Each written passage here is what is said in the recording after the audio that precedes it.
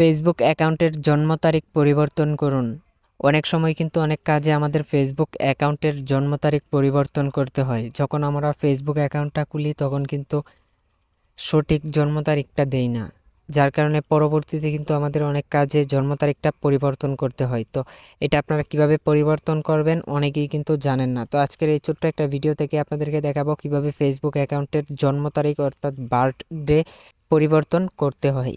তো আজকের এই 2 মিনিটের একটা ভিডিও থেকে আপনি শিখতে পারবেন। তো চলুন আমরা ভিডিওর মূল কাজে চলে যাই। তো আমি ভিডিওর মূল কাজে চলে আসলাম। এখন ফেসবুক অ্যাকাউন্টের নাম পরিবর্তন করার জন্য আপনি প্রথমেই চলে যাবেন ফেসবুক অ্যাপসের মধ্যে। ফেসবুকে যাওয়ার সাথে সাথে এইখান থেকে আপনি 3 লাইন অপশানে টাচ করে দিবেন। তো আমি ফেসবুক লাইটে চলে আসছি। তো 3 লাইন অপশানে টাচ করে দেওয়ার পরে নিচে আপনি সেটিংস পাবেন। এখান থেকে সেটিংসে আসবে। এক কথায় আপনাকে ফেসবুক থেকে সেটিংসে আসতে হবে। সেটিংসে আসার পরে এখান থেকে সি মোর অ্যাকাউন্ট সেন্টার এই অপশানটাতে আপনি টাচ করবেন।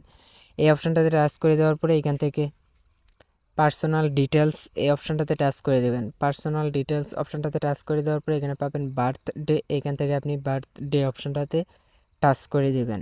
বার্থডে অপশানটাতে টাচ করে দেওয়ার পরে এখানে এডিট অপশানে টাচ করে দেবেন।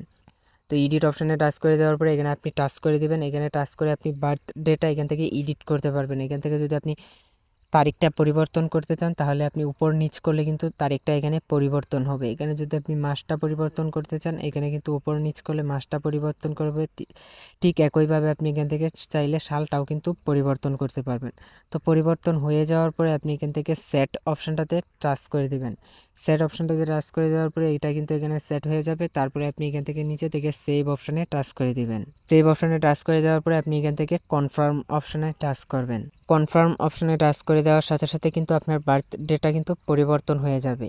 তো আশা করি ঠিক এইভাবে আপনারাও পরিবর্তন করতে পারবেন। তো বন্ধুরা, ভিডিওটা দেখে যদি একটু উপকার হয় অথবা ভিডিওতে দেখানো পদ্ধতিতে আপনারা যদি পরিবর্তন না করতে পারেন তাহলে অবশ্যই আমাদেরকে কমেন্ট করে জানাবেন। আমরা পরবর্তীতে আরেকটা ভিডিও তৈরি করব।